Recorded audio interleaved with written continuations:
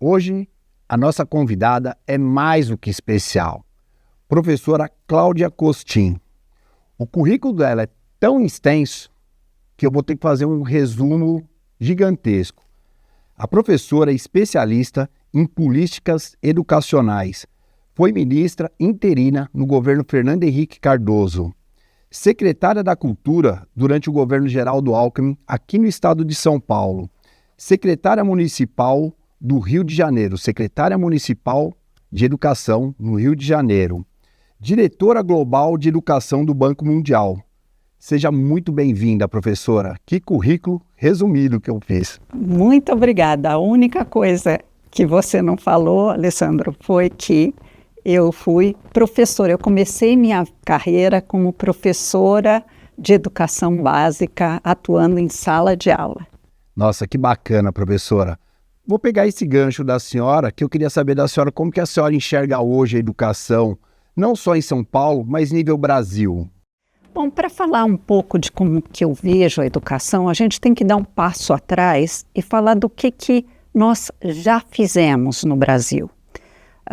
Se a gente lembrar que em 1930 nós tínhamos só 21,5% das crianças na escola primária e que estávamos com a Argentina bem à nossa frente, o Chile tinha 73% das crianças na escola primária, só para comparar com países da América do Sul. Quem estava empatado com a gente era a Coreia, que tinha 22% das crianças na escola primária. Quando chega no fim da década de 60, que a Coreia já tinha universalizado o ensino primário, sendo um país muito mais pobre que o Brasil ainda estava com só 40% das crianças no ensino primário. Então, o Brasil tem um atraso de acesso muito grande. Foi só na primeira década do século XXI que nós universalizamos o acesso ao ensino fundamental. O médio ainda não. E também nem todos concluem o ensino fundamental. Então, nós temos um desafio grande, tivemos avanços sim, mas um desafio grande. Um desafio de acesso no médio, que vem aumentando, mas ainda não universalizamos. Um desafio de garantir uma educação infantil de qualidade para todos. Ainda não universalizamos a pré-escola. E um desafio de permanência na escola. Sim, melhoramos as taxas de conclusão no Fundamental 2 e no ensino médio, mas ainda não chegamos lá. E por último, mas não menos importante, o desafio de aprendizagem. Uma coisa é ensinar para a parcela da população que tem acesso à escola, como era na década de 60, outra coisa é garantir aprendizagem de qualidade para todos. Por isso, o professor é tão importante. Porque é só o professor. O professor é o elemento mais importante intraescolar, para garantir aprendizagem para todos. É uma carreira essencial para o desenvolvimento de um país, né, professora? O que a senhora atribui hoje nas questões de políticas públicas educacionais no estado de São Paulo? O que a senhora acha? Existe um retrocesso nesse investimento? Existe uma defasagem como que eu posso dizer? No investimento estrutural, no investimento humano? Alessandro, o estado de São Paulo é o maior PIB estadual do país. Ele não tem o direito de pensar pequeno em educação. Então, se a gente olha para o salário médio do país, salário mesmo, não os penduricalhos que agregam no final, o salário médio do professor brasileiro, a gente paga 1/3 do que a OCDE paga em média no mundo. Ou seja, nós estamos atrás dos outros países.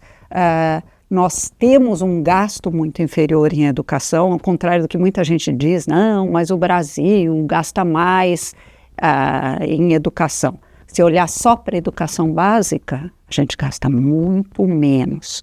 Educação de qualidade custa caro. E custa caro porque nós precisamos manter a atratividade da profissão de professor. Se nós queremos ter uma educação de qualidade, eu preciso que a profissão de professor seja atraente, tanto em termos remuneratórios como em questão de condições de trabalho. Hoje, para um professor completar o seu salário, ele tem que dar aula em 3, 4 escolas. Isso não são condições de trabalho que tornem a profissão atrativa.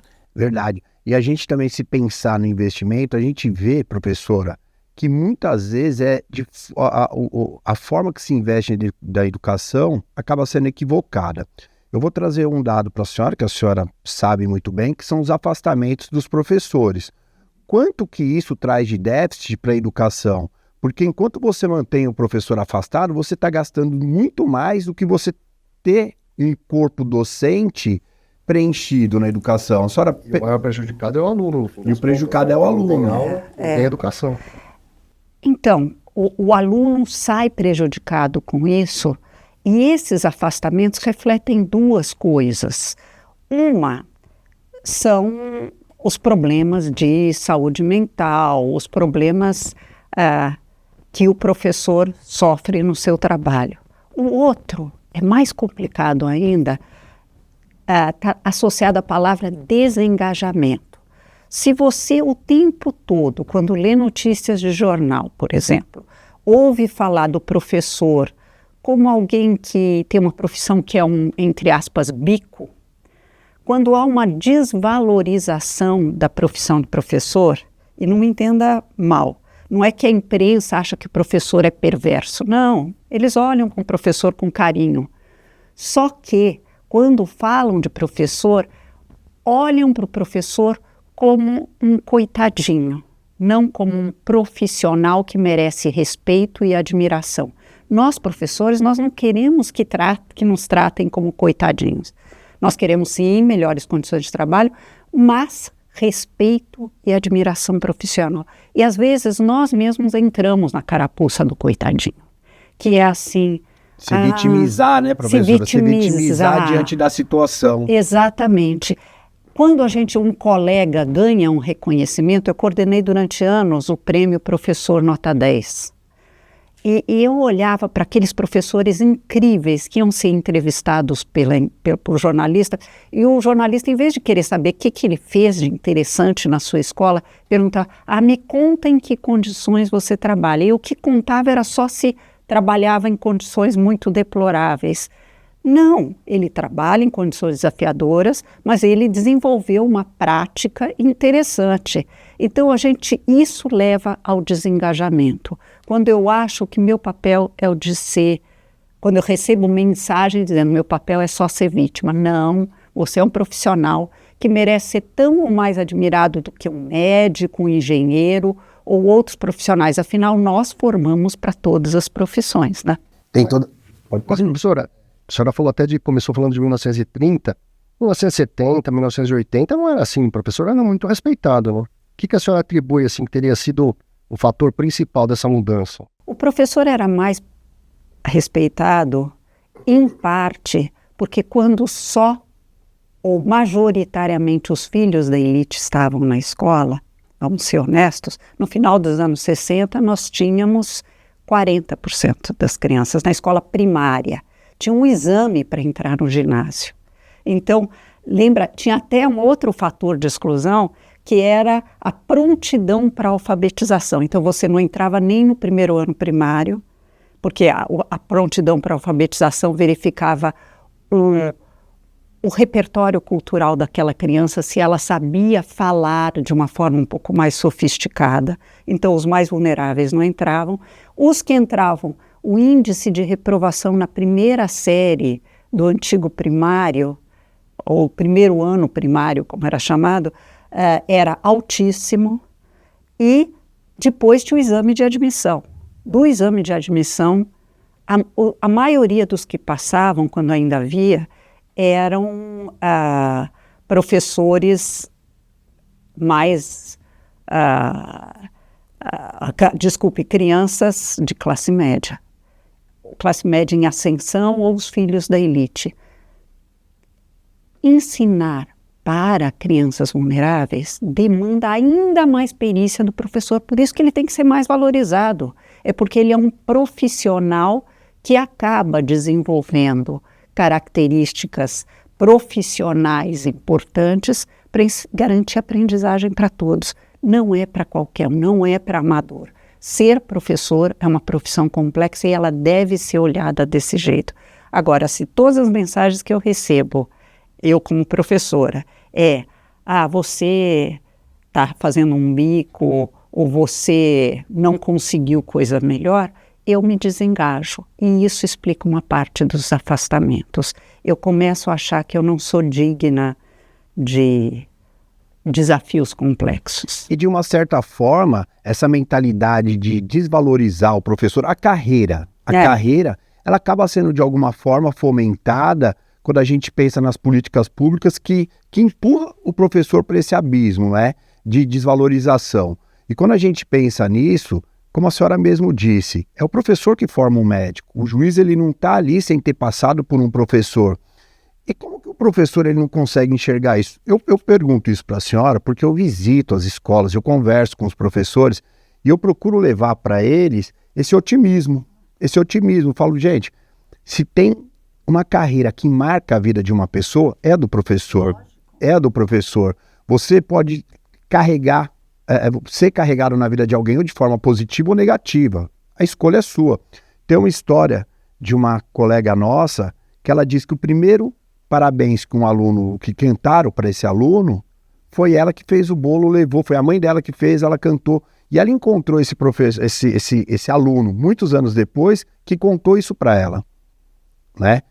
Então, o professor, ele marca muito positivamente a vida de uma pessoa e, ao mesmo tempo, ele se coloca num estado de vulnerabilidade diante de todas as circunstâncias que tem, né? A gente sabe de todos os problemas dos professores, a violência sofrida, de fato, a falta de valorização para com a categoria, mas eu acho que a gente se posicionar, a gente se colocar num papel que a gente tem que estar se medindo pelo alto da régua e não pelo baixo, eu acho que é importante. Depende de cada um também fazer sua parte, né, professora? Depende de cada um.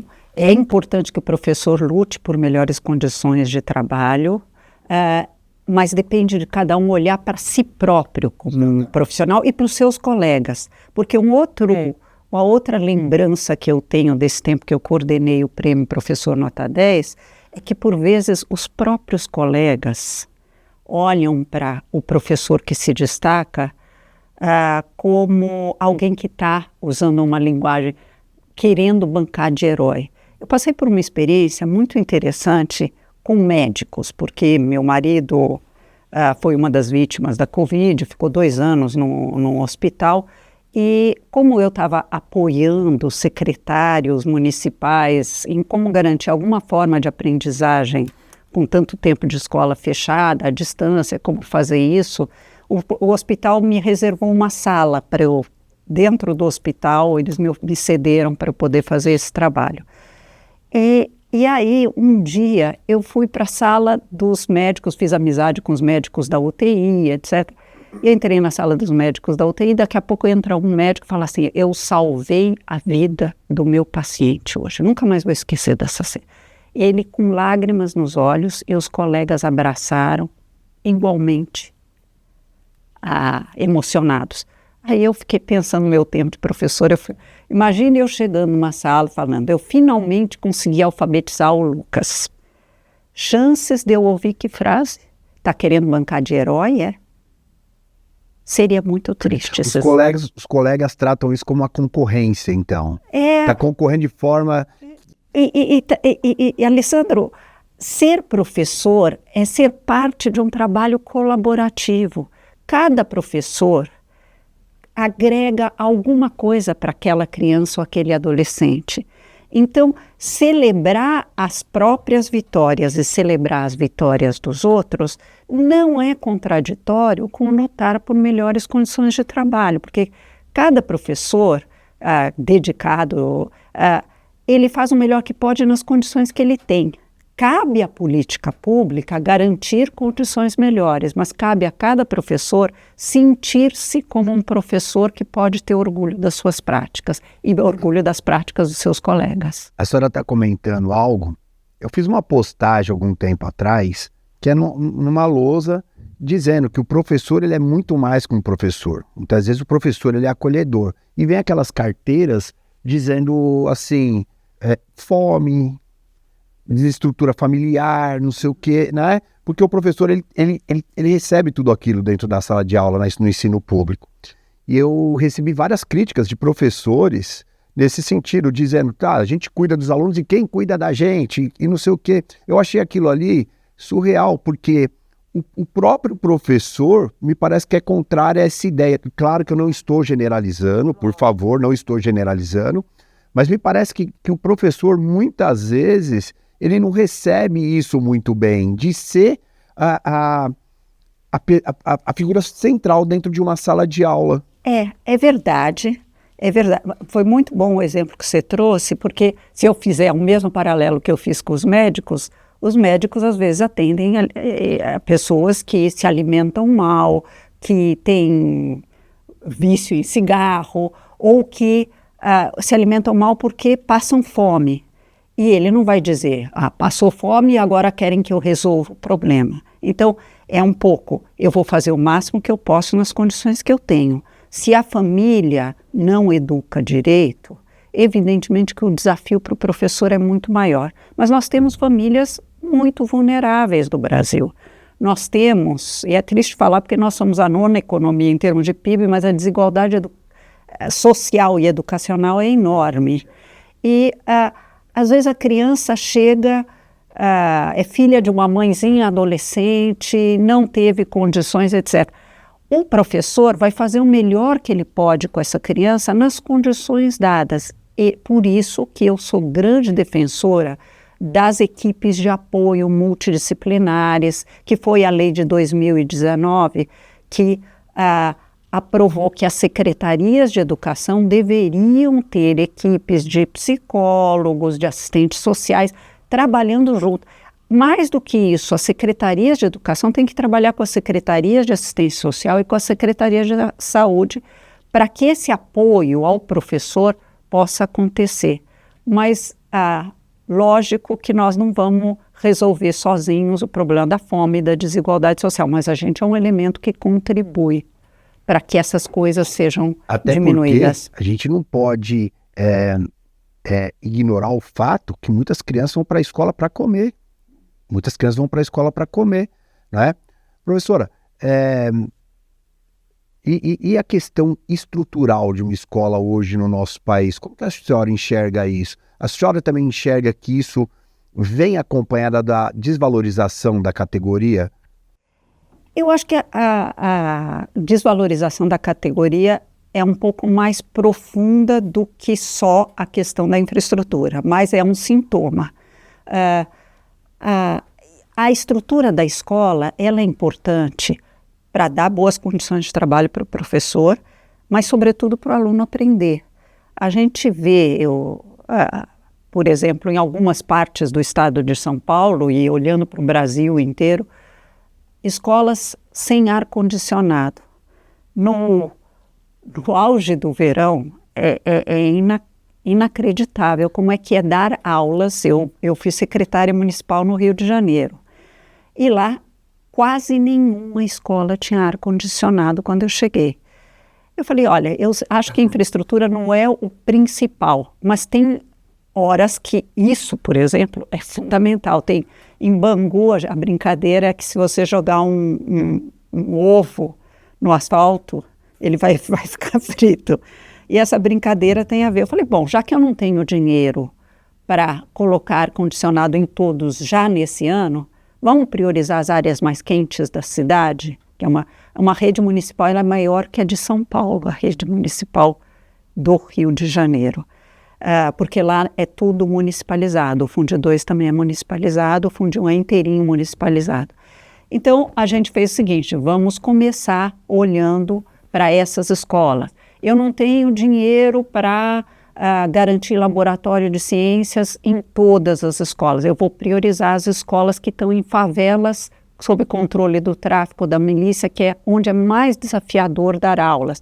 Mas tem que começar e ter um mapa do caminho, para pegar uma linguagem da COP30. Tem que ter um mapa de quando que vai estar pronto isso. E no estado de São Paulo, ter escolas com infraestrutura frágil é quase inaceitável, porque é o estado mais rico da federação. Então, seria interessante negociar para que não haja isso, que não aconteça isso de ter. É verdade, aqui vocês chamam de SDP, se não me engano. SDP tem um dinheiro para... Mas o dinheiro do SDP tem que ser bem aplicado, mas não é suficiente para obras maiores. É importante que a infraestrutura garanta boas condições de trabalho e boas condições de aprendizagem. E se garantir boas condições de trabalho, o aluno aprende mais também.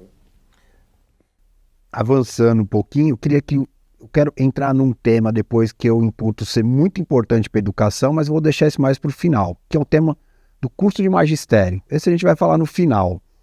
Queria saber da senhora como que a senhora enxerga hoje as PEIs aqui, a escola de período integral, a formatação dele. A senhora enxerga que é um formato ideal ou deveria mudar alguma coisa?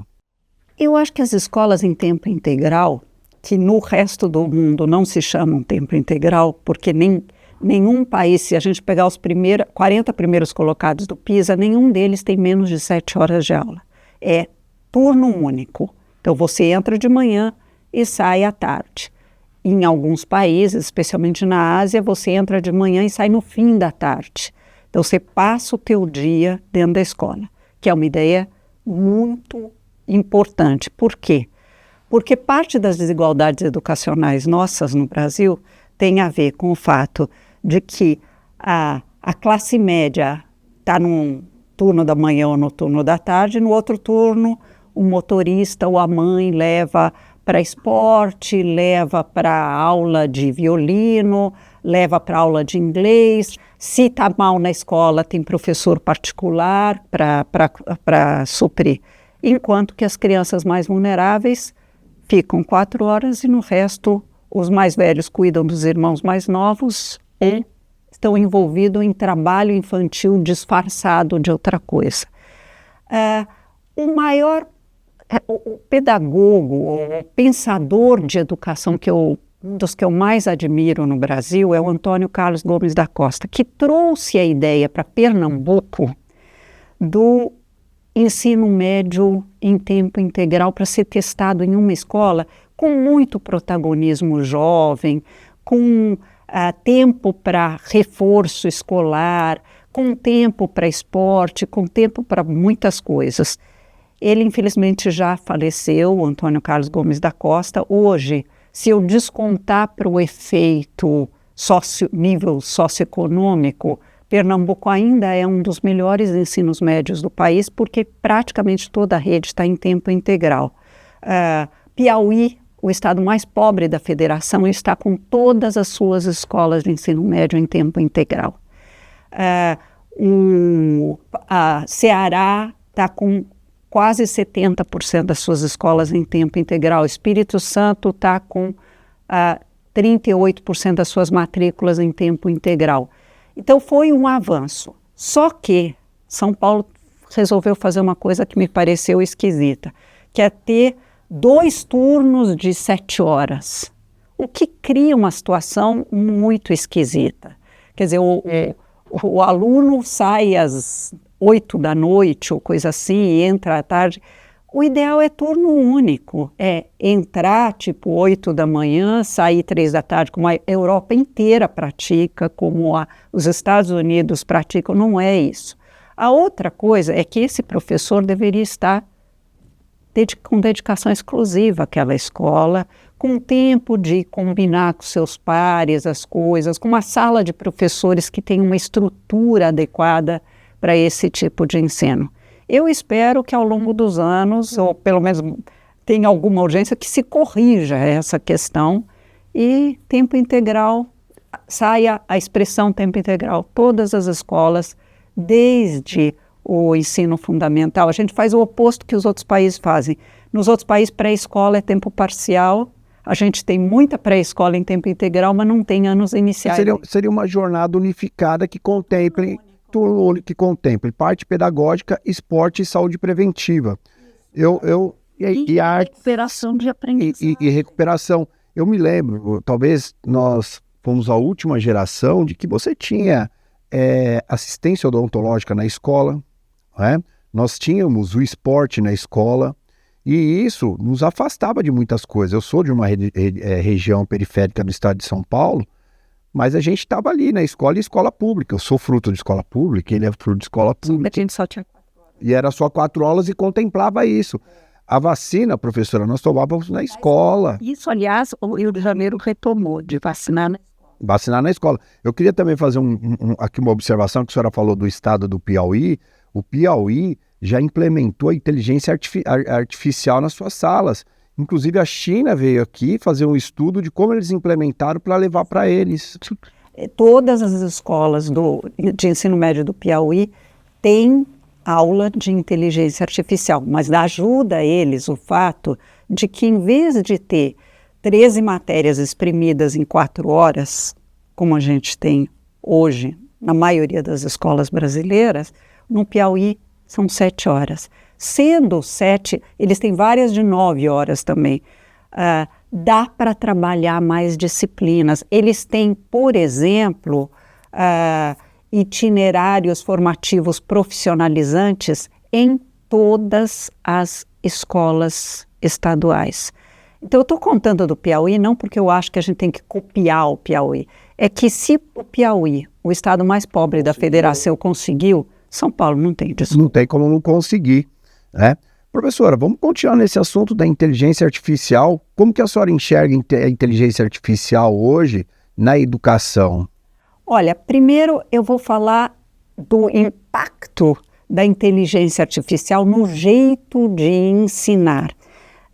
Eu participei da Comissão Global sobre o Futuro do Trabalho, organizada pela OIT, a Organização Internacional do Trabalho. Éramos 26 membros lá em Genebra e cada um era de uma área, eu era a única de educação. E a ideia deles na área de educação, como é que eu preparo a nova geração para não ter seus postos de trabalho destruídos pela inteligência artificial. Tinha saído um estudo do Osborne e Frey, 2 pesquisadores da Universidade de Oxford, dizendo que 3 bilhões de postos de trabalho iam estar extintos até 2030, se continuar em ondas sucessivas, se continuasse acontecendo o que estava já em curso naquela época. E aí eu olhei para um ângulo disso, depois eu vou falar do outro ângulo, que é como é que eu educo o ser humano para não ser substituído no futuro?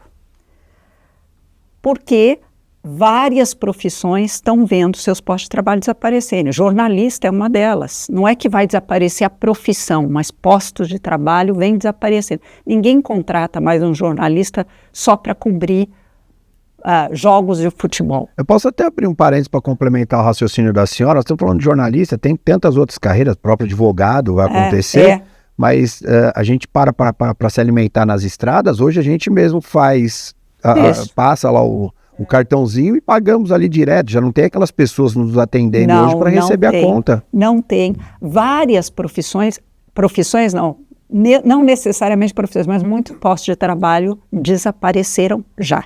Mas a melhor maneira de formar o jovem para isso é, primeiro, olhar para ensinar desde criança a resolução colaborativa de problemas complexos com criatividade. Os robôs, para usar robô como, entre aspas, como sinônimo de inteligência artificial, eles não colaboram para resolver problemas complexos. Eles resolvem juntos problemas operacionais. Além disso, os robôs não têm criatividade. Então a escola tem que ensinar muito mais isso.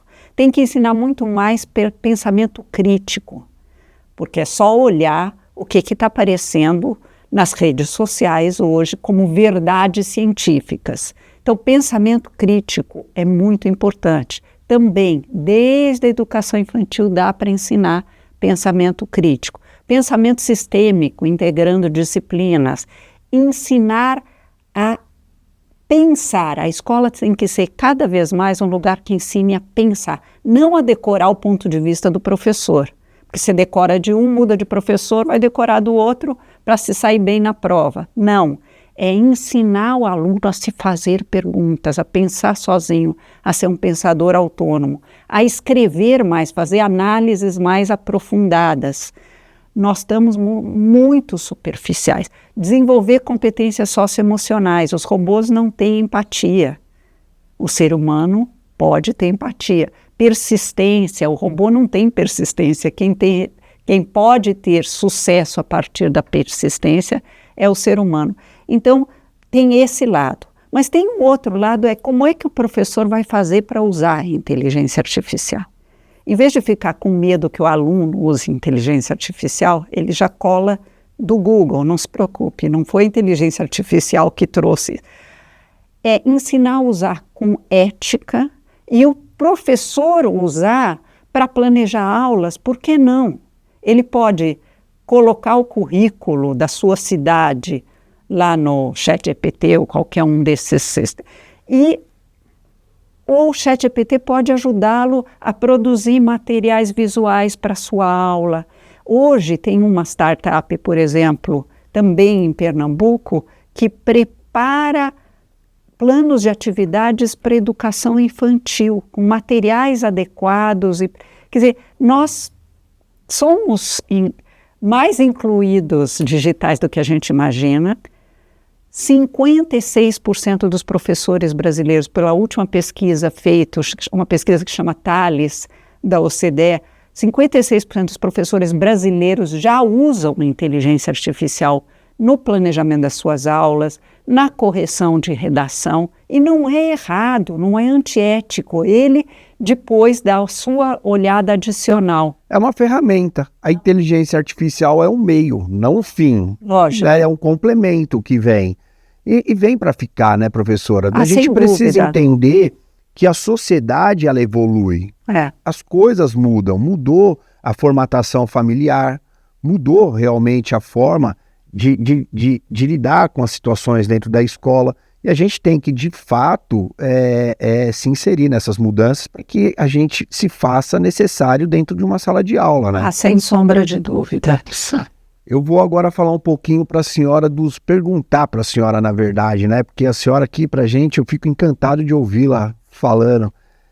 Me diz a senhora o que foi a Covid, o desafio pós-Covid nas escolas. Como que o professor está lidando com isso? E qual que foi esse impacto diretamente ao professor? Olha, foi terrível. Foi terrível, não dá para diminuir o que foi isso. Foi um dos países mais afetados pela Covid e que ficou mais tempo com escolas fechadas. Não é que foi errado fechar a escola, eu achei certo fechar as escolas. Talvez a gente errou no timing, quanto tempo deveria ter fechado. Estratégia, questão estratégica também. Mas faltou coordenação nacional em oferecer uma resposta educacional à Covid. É importante, eu não gosto muito de ligar esse governo, aquele governo, claro. Mas o que aconteceu foi terrível. Se teve um momento que o que está estabelecido na Constituição como um papel do MEC não foi cumprido, é na organização da resposta educacional à Covid. Porque sim, muitos estados tinham um pouco de estrutura maior, etc. Muitos municípios tiveram grandes dificuldades. Municípios que têm uma população marcadamente rural, como é que fazia para garantir a aprendizagem? A inclusão digital ainda não era o que é hoje e muitas famílias tinham um único celular para o pai ou a mãe trabalhar informalmente ou não sei o quê. E o que aconteceu? A demora também na liberação das vacinas, teve uma série de coisas que afetaram muito, tanto a aprendizagem dos alunos, como as condições de trabalho dos professores. E o legado da Covid, o legado negativo da Covid, foi muito triste, né? Se a gente pensar o que aconteceu e lembrar que tem agora, tentaram voltar a falar em homeschooling, se alguém acha que homeschooling ajuda em alguma coisa, né, é só olhar o que aconteceu. Nós com alunos analfabetos no 6º ano, precisando chamar pedagogo para atuar no 6º ano, e tinha que chamar pedagogo mesmo, porque o professor de português, com a carga horária limitada que ele tem, não tem como realfabetizar aluno de 6º ano. Nós tivemos problemas gravíssimos. Isso está resolvido? Ainda não. A gente ainda tem cicatrizes disso, crianças que foram mal alfabetizadas. Eu tenho netos, eu pude acompanhar a minha enteada tentando ficar do lado de uma criança de 6 para 7 anos em processo de alfabetização na frente de um computador, porque ela tinha um computador. Uma boa parte dos nossos alunos não tem computador. Não dá para alfabetizar à distância, não dá. E os professores tiveram que pegar esse legado e tentar fazer milagre com isso. Por isso que eu digo, o professor faz o melhor que ele pode nas condições que ele tem. Mais um motivo para a gente ter escolas em tempo integral, no sentido de ter uma recomposição da aprendizagem em algum horário do dia, poder lidar com as diferenças em aprendizagem entre os alunos, porque alguns alunos tiveram uma perda um pouco menor em aprendizagem. Outros foi traumático. Então, nós precisamos lidar com essas diferenças. E não é o professor da sala de aula que sozinho vai conseguir fazer isso. A senhora falou numa passagem da nossa conversa sobre o fechamento de postos de trabalho e não a extinção de profissão. Tem uma pesquisa que aponta que até 2040 vai faltar professores de uma forma mais generalizada, mas a gente sabe que já falta, principalmente no segmento de exatas. O que a senhora enxerga pra gente, que deve ser feito para a gente mudar esse cenário? Bom, eu gosto muito de olhar para países que têm problemas um pouco menores que a gente, ou dentro do Brasil, estados que resolveram problemas, não para a gente copiar, mas para a gente se inspirar e descobrir nossas próprias soluções. A Finlândia não tem falta de atratividade na profissão de professor. Aí você diria, é salário. Em parte, sim, em parte é salário. Mas eles tendem a ganhar 20% a menos do que profissões que demandam a mesma escolaridade. Por que que é? Porque há um respeito na sociedade, uma admiração em relação à profissão de professor. É altamente seletivo o processo para ser professor. Quando estão recrutando professores, o número de gente que se inscreve, ou para mestrado, eles são formados em nível de mestrado. O mestrado é mestrado profissional. O mestrado profissional que forma professores tem um número imenso de candidatos por vaga, porque eles querem ser professores. No nosso caso, no Brasil, então, são 3 motivos que explicam a baixa atratividade da profissão de professor. Eu falei de passagem de cada um deles. Os salários, já falamos disso.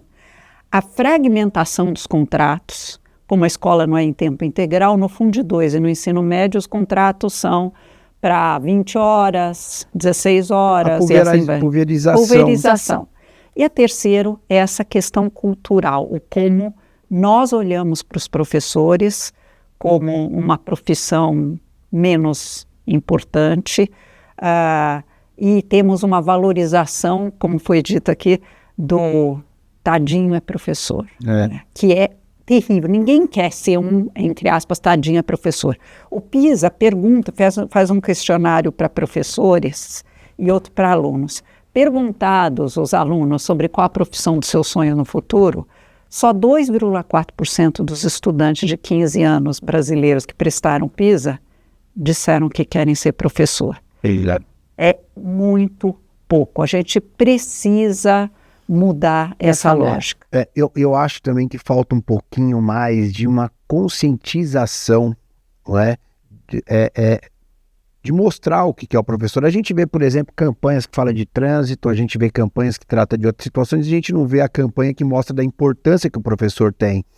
É veiculado muitas vezes uma agressão que o professor sofre, e parece que aquela agressão, ela fica por isso mesmo, mas eu acho que é pouco explorado tudo que o professor faz. Olha, agora há pouco mesmo eu participei, semana passada, da entrega das medalhas da Olimpíada da Língua Portuguesa. 1.500, 1.600 alunos. Aquilo tem um envolvimento, um engajamento dos professores, coordenadores, dirigentes. E a gente não vê isso sendo veiculado, mostrar essa importância do professor de ter atingido a meta. Me parece, muitas vezes, professora, que é muito mais valorizado mostrar a parte do coitadinho do que a parte do herói que o professor ele é. Pois é. E quando usa-se a palavra herói, se usa no sentido negativo em vez de positivo, né? Mas o professor, ele precisa ser valorizado enquanto categoria e também individualmente. Então, os professores que levaram esses alunos nas Olimpíadas de português, tem as de matemática, tem de astronomia, eles têm que ter visibilidade. Ninguém valoriza uma categoria só genericamente. Um médico que se destaca, um engenheiro que se destaca, tem reconhecimento. Por isso que eu gosto de instâncias, né? O governo federal tem ainda existe o Prêmio Educador Nota 10, são momentos para mostrar professores que se destacam. É importante manter essas iniciativas. E o professor faz muito, mas o problema começa, inclusive, na formação que o professor tem. Antes da nossa conversa aqui, a gente falava um pouco do Cefam, né? Antes da gente começar a gravar. E eu fiquei revoltada quando extinguiram o Cefam, porque formar-se como professor não acontece só com teoria, é num diálogo entre teoria e prática. Ninguém formaria um médico só com a história da medicina, filosofia da medicina, sociologia da medicina, só para dar um exemplo. Mas em muitas licenciaturas, é isso que o futuro professor vai ter. É o que a gente estava falando, é um processo de maturação. É um processo que vai cada vez se sedimentando mais um professor, desde do início até o meio e fim da carreira. Mas na formação que ele tem na faculdade, ter um estágio, por exemplo, um futuro professor de matemática, estudar 3 anos e meio de matemática e depois um semestre de história da educação, filosofia da educação, sociologia da educação e um estágio que é, por vezes, ritualístico, de 4 meses, um semestre acadêmico, não é suficiente. No Chile, um país mais próximo da gente aqui, eles se saem muito melhor que o Brasil no PISA, é o melhor país latino-americano no PISA. E lá eles têm que estar numa escola, de preferência pública, desde o primeiro ano de faculdade, assistindo aulas, analisando bons professores, como que eles organizam as aulas. Isso acontece também em vários outros países. Depois, pouco a pouco, vão assumindo trechos de aula, até que quando ele chega no final do seu curso, ele se formou com teoria, mas também com prática. É isso que a gente tem que fazer. Uma formação de professores como o Cefam fazia, que olha mais para a prática sem deixar de focar em teoria. E se houvesse a retomada dos cursos de magistério hoje, o impacto aconteceria daqui 20 anos.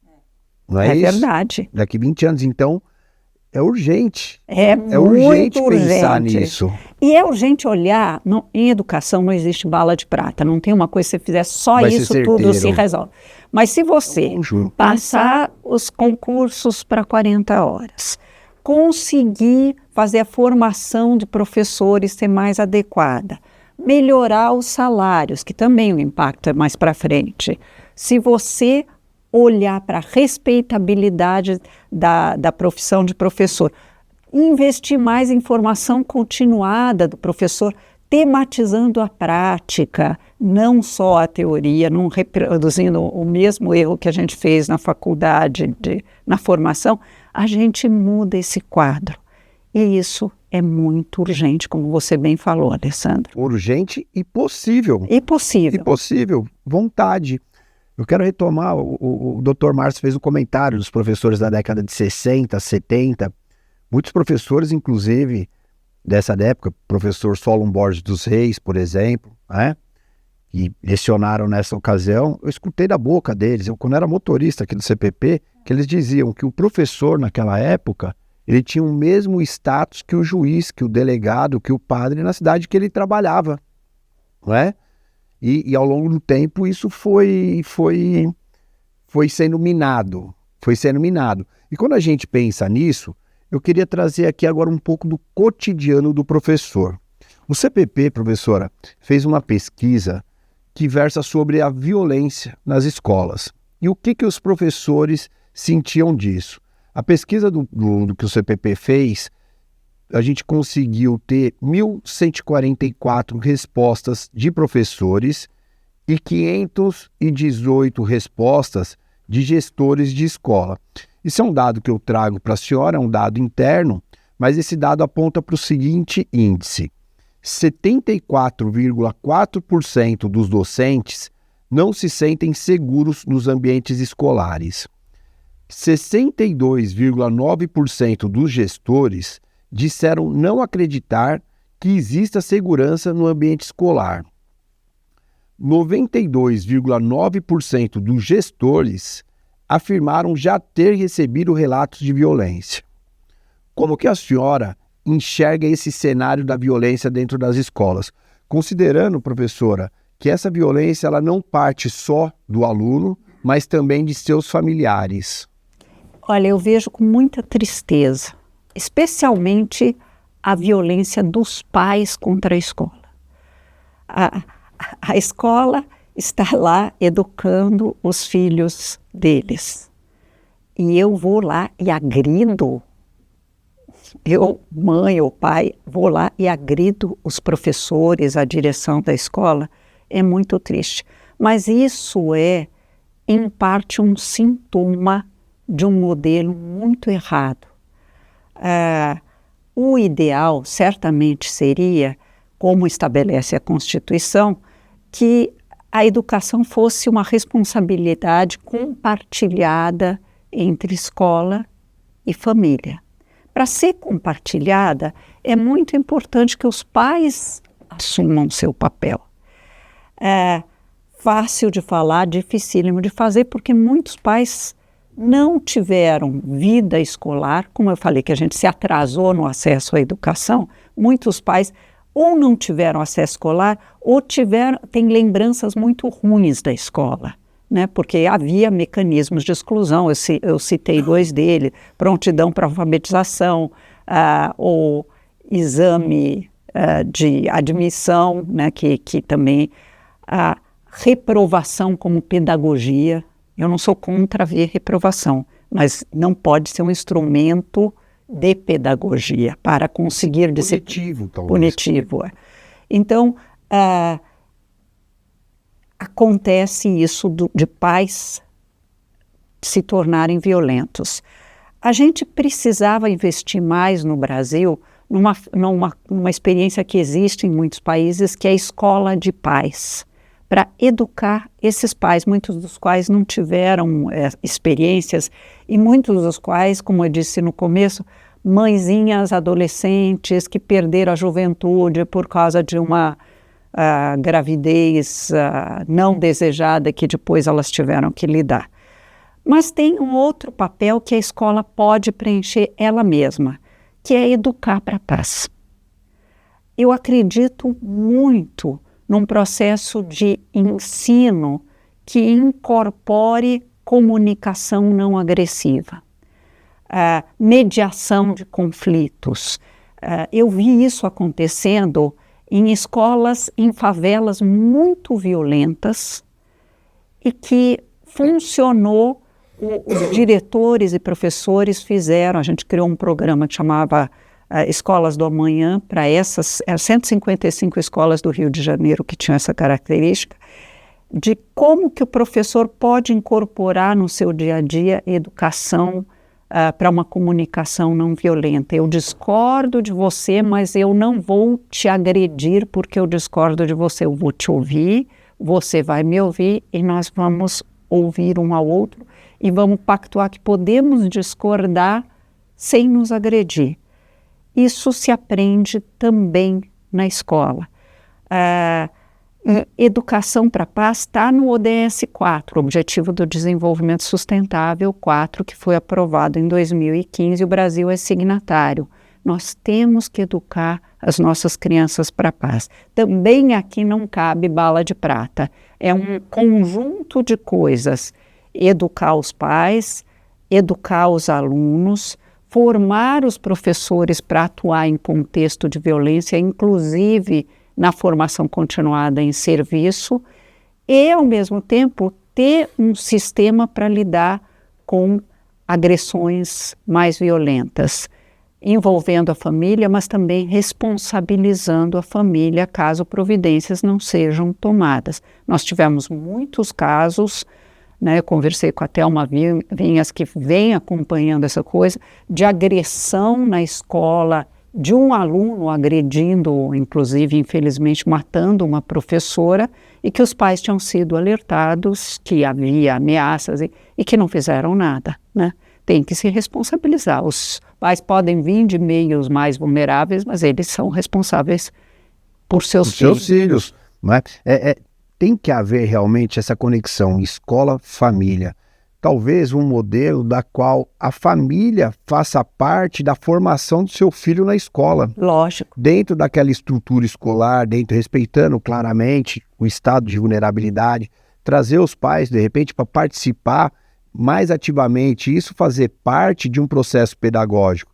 Veja só, a gente vê situações contrárias a essa. A gente tem uma lei que veda o uso de aparelho celular dentro das salas de aula. E isso é extremamente justo. Perfeito. Tem que ter. Só que qual autoridade que o professor tem, por exemplo, de não deixar o aluno usar? O professor, ele está sujeito, professora, a ir pedir o telefone ou desligar e ser agredido. Será que a lei não está equivocada? Será que essa responsabilidade, professora, não teria que ser dos pais? Ou seja, o que eu quero dizer? Que a lei proíba a entrada do celular. E essa responsabilidade é da família. Agora, nesse sentido, a lei paulista, né, até eu lembro bem a Marina Elu falando dessa questão, ela é mais adequada do que a lei nacional, porque fala que a escola tem que providenciar um espaço na entrada para deixar o celular justamente para não recair sobre o professor. Na lei nacional, não diz isso. Só diz que não pode usar, a não ser para fins pedagógicos, então pode estar na mochila do aluno, que é mais complicado ainda para um professor. No meio de uma aula, um menino está mexendo na mochila. Deveria ser, como é em muitos países, que existe ou na entrada da escola ou na entrada da sala de aula um depósito dos celulares e o menino não fica com o celular perto da mão. E por que eu concordo com a lei do celular nesse sentido? Porque ele é um forte distrator, como todo professor sabe. E já fizeram pesquisas que mostram que mesmo no Brasil, já tem muita pesquisa internacional, melhorou o desempenho até em matemática, por exemplo.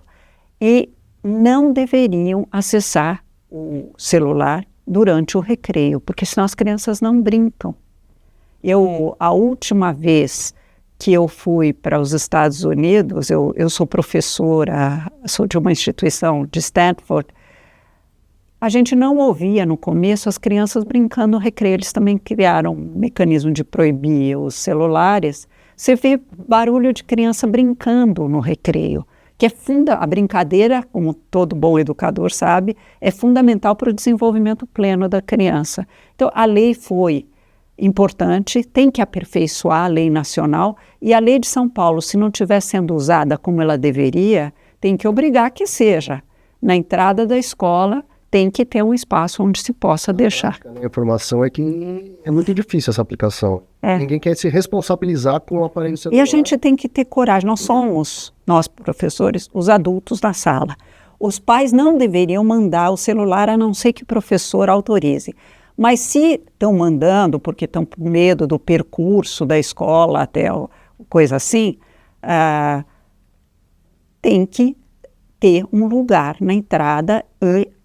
Quem está na portaria, e deveria ter alguém na portaria, tem que estar recolhendo. Tem que recolher, não. Nós também somos a favor de que não entre com o celular. O que preocupa um pouco é justamente ficar na mão do professor que fica, por exemplo, a gente vê que muitas vezes a lei, ela dificulta a atuação do professor. Nós temos aqui uma resolução SEDUC 83, da qual o aluno avalia o professor. Quando, na verdade, ele está ali para ser avaliado. Então, muitas vezes não, eu acho que 100% das avaliações, elas são de forma vingativa. O aluno, ele vai se vingar do professor. Eu estou sorrindo porque os dois lados acontecem. Do aluno avaliar com raiva o professor que deu nota baixa, e o professor, eu tive filhos, e eu me lembro de uma professora, minha filha era muito brilhante em história, mas era um pouco levada, e a professora falou, ela tirou 10 na prova, mas eu tirei metade dos pontos porque ela conversa em sala. Eu falei, espera um pouquinho. Usou de forma... Uma coisa, outra coisa... Usou de forma pode usar 2 pontos para participação, né? Mas metade dos pontos aí é um pouco demais. Mas ser vingativo é ruim dos dois lados. Dos dois lados. Mas ele tocou na resolução, eu queria até colocar um outro ponto que é muito importante aqui também na violência, né? Que é aquela violência que, pelo menos aqui no estado de São Paulo, a gente tem visto da própria SEDUC contra o professor, do superior contra o professor, é aquela violência psicológica, aquele assédio moral, aquela cobrança, aquela avaliação constante, né? Que seja o dirigente sobre o diretor sobre o professor, o que coloca os profissionais um contra o outro. É verdade. É muito importante. Tem um pesquisador do Canadá sobre políticas educacionais, chama Michael Fullan. E ele escreveu um livro sobre os diretores de escola, mas que se aplica também às secretarias e às autoridades da secretaria. Falou assim, é ele que cria um ambiente colaborativo. É muito importante que as secretarias criem um sistema de colaboração em rede e de muito respeito aos profissionais que estão na rede. Porque, afinal, no fim do dia, quem garante a aprendizagem, né, repito o que eu falei logo no começo, é o professor. Então, se ele sofre assédio moral, quais são as condições de trabalho que ele vai ter? Nada contra que um diretor ou um coordenador olhe para um professor que está desleixado ou que não prepara e dê um feedback. Feedback, eu acho que faz parte do processo de trabalho em quase todas as profissões. Eu vou te dizer, olha, eu sinto que não está fluindo, ou tem alguma coisa errada, ou você está faltando demais, o que está acontecendo? Mas assédio moral é uma coisa bem diferente, não pode acontecer. E essa questão do assédio moral, ela acontece até entre seus pares, aquele que é o horizontal. Então isso também é uma questão estrutural, talvez, né? Não é só uma questão voltada à Secretaria de Educação ou à Secretaria do Esporte, é uma questão também social. Professor, eu queria voltar no tema aqui das pesquisas, né, e da violência que a gente estava conversando há pouco. Eu converso com bastante professor. Parte desses professores atribui a perda de autoridade na sala de aula, que o professor ele teve essa perda. E eles atribuem isso ao ECA. Mesmo respeitando, mesmo entendendo que o ECA ele é fundamental para as garantias da criança e do adolescente, eles acham que parte do ECA foi fundamental para essa perda de autoridade. Como que a senhora enxerga isso? Bom, eu acho que o ECA foi uma das coisas mais importantes que o Brasil construiu. O direito da criança, inclusive o direito de aprendizagem, o direito de não estar envolvido em trabalho infantil. Então, o ECA, para mim, é importante. Eu acho que a perda da autoridade tem a ver com outros fatores. Uma, a gente já falou bastante, que é essa visão de que professor é bico. Professor é uma coisa secundária. A desvalorização da carreira. A criança ouve isso em casa e aí ele...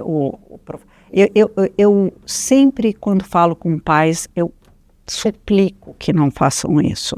Porque quando o pai está ausente, é o professor que está lá.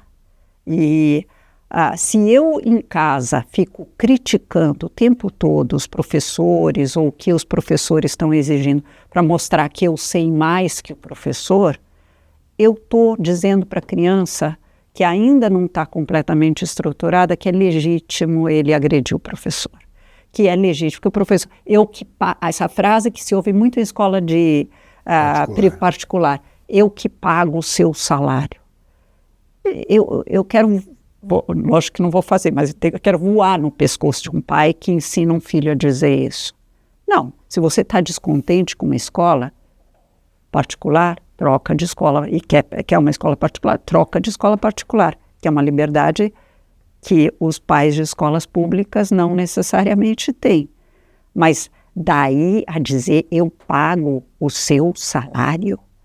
E se um professor diz uma coisa com que o pai não concorda, o pai pode sempre chegar ao diretor e dizer, olha, eu não fiquei contente com isso que foi ensinado ao meu filho. E o diretor vai discutir com esse pai ou com essa mãe e discutir também com o professor se eventualmente isso é realmente inadequado. Mas tem que lembrar que a escola e a família não podem se ver como inimigos. E, infelizmente, muitos pais olham e competem com o professor do filho. Às vezes, até por inveja, porque a criança tem mais carinho pela professora, ou por outras características. Eu não acho que a culpa disso está no ECA. Eu acho que é uma leitura equivocada do ECA que pode levar a essa percepção. É uma questão de como é que nós educamos as crianças em geral. A questão do ECA, só para eu esclarecer melhor, o ECA, sem dúvida nenhuma, é uma lei que vem para garantir direitos de uma criança de estado de vulnerabilidade, né? Eu acho que eles se referem muito, na minha interpretação, quando se trata do menor infrator, que é uma questão, que é uma realidade hoje dentro da escola.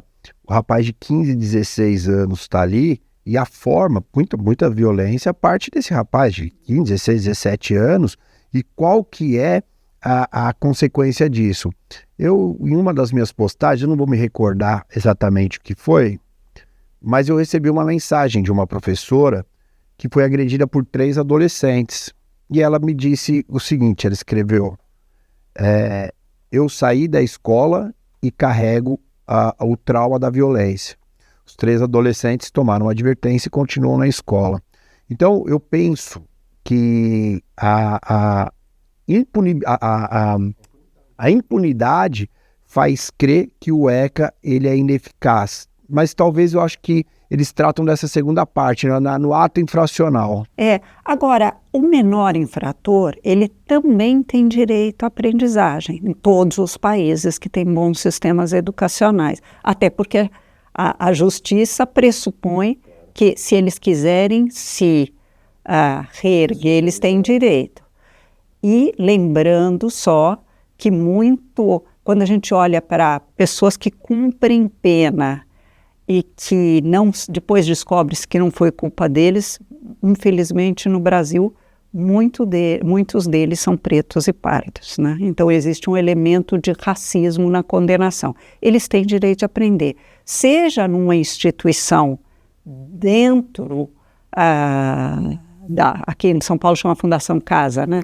Dentro da Fundação Casa, seja quando ele já cumpriu pena ou coisa assim, ou não chama exatamente pena, mas quando ele vai para uma escola. Medida socioeducativa. Medida socioeducativa.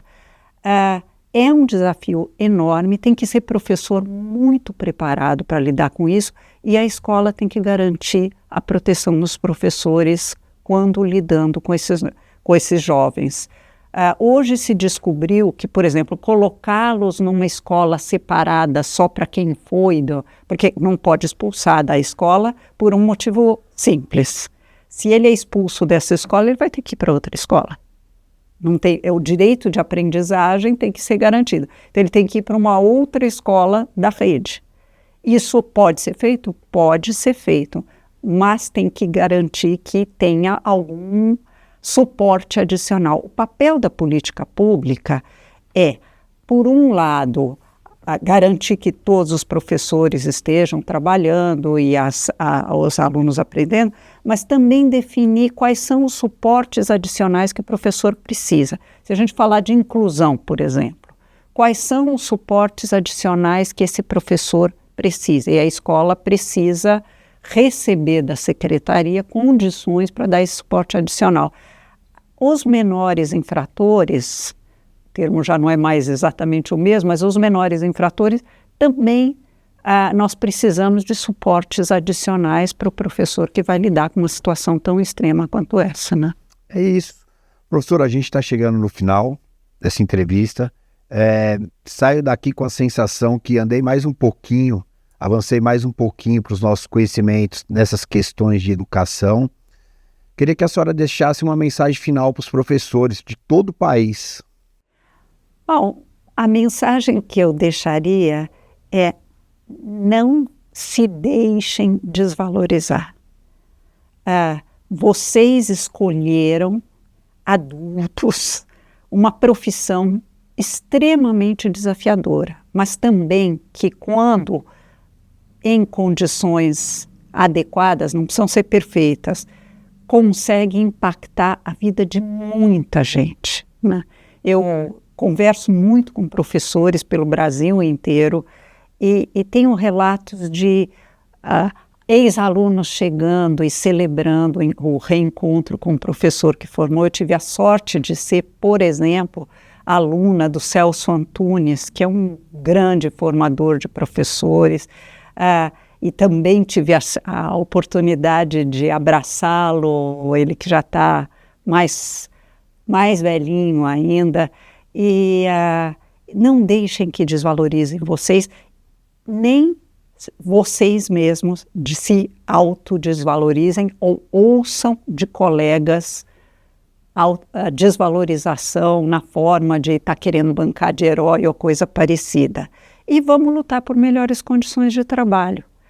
Temos que ser profissionais ótimos, que lutam otimamente por melhores condições de trabalho, porque nós merecemos. Professora, muito obrigado. Muito obrigado. E vai ser sempre um prazer recebê-la aqui no CPP. Muito obrigado, eu professora. É que agradeço. Obrigado. Obrigado.